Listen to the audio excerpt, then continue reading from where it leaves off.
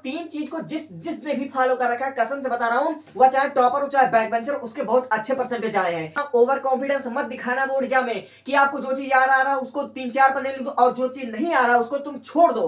प्रश्नों को पूरा अटेंड करना है, लिखने का तरीका सही हो, बस लिखने का तरीका सही हो और सब चलेगा।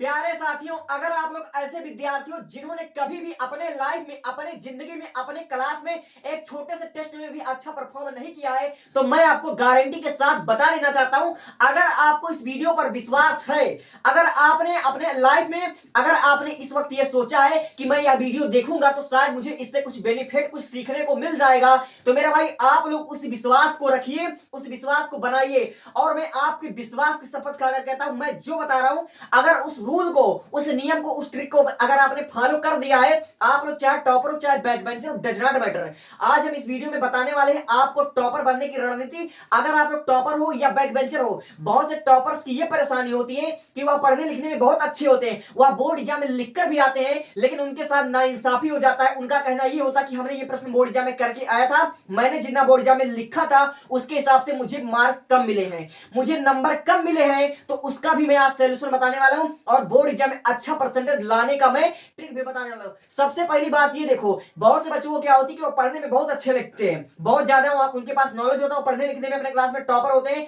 लेकिन बोर्ड एग्जाम में उनको हर बार ऐसा देखने को मिलता है कि उनका कम मार्क आया और जिन्होंने बच्चों ने पढ़ाई नहीं करा उनका मार्क ज्यादा आया है। ऐसा होता है ना आपके साथ? अगर आपके साथ कभी भी हुआ होगा या शायद अगर आपका ये पहला बोर्ड एग्जाम होगा, तो मैं आपके जानकारी के लिए बता दूं, सबसे पहली बात मैं आपको बताने वाला हूं, पहले ट्रिक में मैं ये बताने वाला हूं कि बोर्ड एग्जाम में अच्छे परसेंटेज कैसे प्राप्त करें। बोर्ड एग्जाम में जिस भी बच्चे का अच्छा मार्क आता है, अच्छा नंबर आता है, आखिर उसने ऐसा कौन काम करा होता है कि उसका मार्क बढ़ जाता है? ठीक है, तो बोर्ड एग्जाम में परसेंटेज उठाना, बोर्ड एग्जाम में हर एक सब्जेक्ट में अच्छा नंबर गेन करना एक कला होता है, एक कला होता है। और उस कला को फॉलो करने के लिए मैं 3 ट्रिक बता दे रहा हूं, आप उसको समझ जाइए।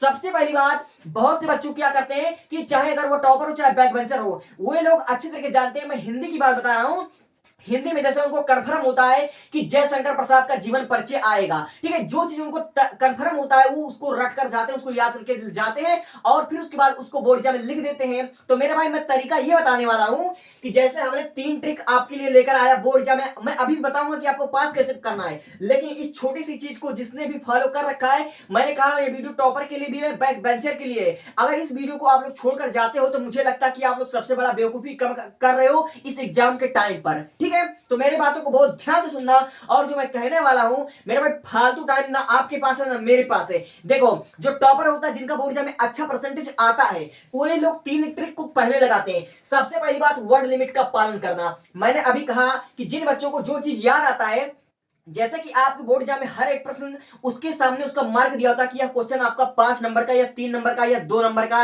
या 7 नंबर का होता है, तो आपको क्या करना, सबसे पहले आपको वर्ड लिमिट का पालन करना है। आपको बोर्ड एग्जाम में अगर अच्छा परसेंटेज लाना तो आपको वर्ड लिमिट का पालन करना ही होगा। जो नंबर, जो प्रश्न हमारा 5 नंबर का पूछा जाए, उसका जो वर्ड लिमिट होता है उसका 80 वर्ड होता है, और बोर्ड एग्जाम में उसको 80 वर्ड से ज्यादा लिखने की कोशिश मत कर लेना। 80 वर्ड से 100 वर्ड हो जाए, लेकिन ज्यादा ओवर कॉन्फिडेंस अच्छा नहीं होता है, क्योंकि बोर्ड एग्जामिनर जो आपका निरीक्षक होता है, जो आपकी कॉपी साइन करेगा, वह इतना बेवकूफ नहीं होता है। बहुत से बच्चे क्या करते हैं, जो चीज उनको आती है उसको तो वह लिखते हैं और बहुत ज्यादा बना ठना कर क्या कर देते हैं, जो नंबर उनका 3 नंबर में, 4 नंबर में जो प्रश्न होता है उसको वो लोग 3-4 पेज में भर आते हैं। और जो लॉन्ग क्वेश्चन होता है, जैसे हिस्ट्री में हुआ, इंग्लिश में हुआ, लॉन्ग क्वेश्चन उनको आते नहीं, तो वह ज्यादा बना नहीं पाते हैं, इसलिए जो 7 नंबर का प्रश्न होता है उसको मात्र 30-40 वर्ड में कंप्लीट करते हैं, उसको आधे पेज में लिखते हैं, या बहुत से लोग 2-4 लाइन में उसको खत्म कर देते हैं। लेकिन जो चीज याद आता है, जैसे जयशंकर प्रसाद का जीवन परिचय, बहुत से बच्चे सबसे बड़ी मिस्टेक यही करते हैं कि वह जीवन परिचय को 3 पेज में, 4 पेज में लिखकर आते हैं।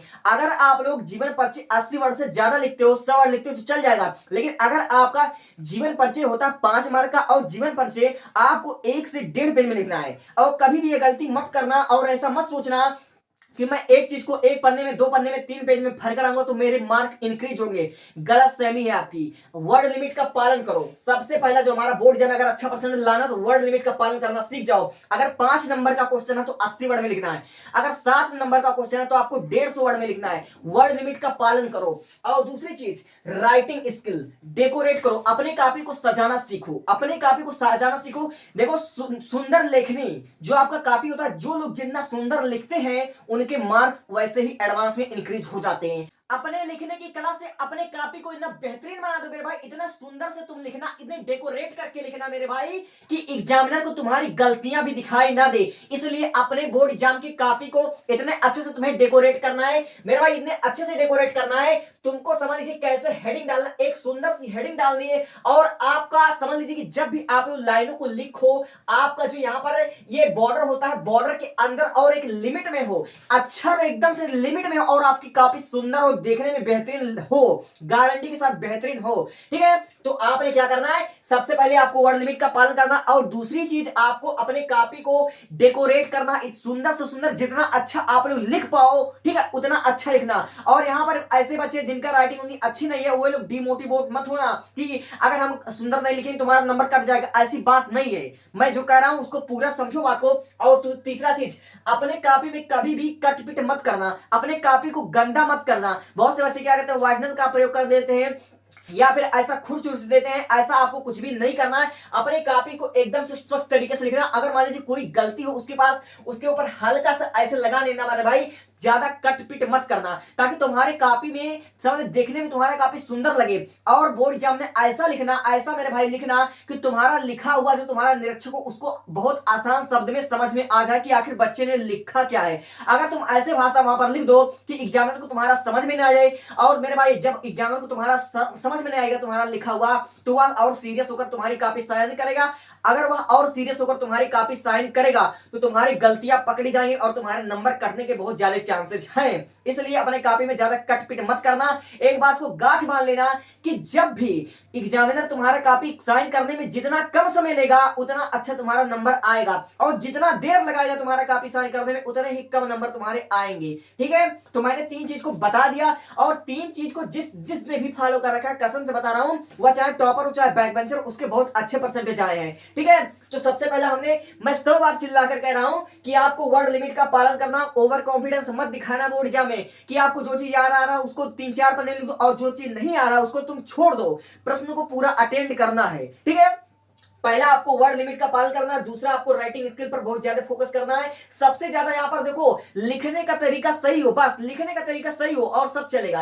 और तीसरी चीज, अपने कॉपी को डर्थी नहीं करना, कट पिट नहीं करना, अपने कॉपी को गंदा मत करना। ठीक है, तो ये हो गया कि बोर्ड एग्जाम में अच्छा परसेंटेज कैसे लाएं।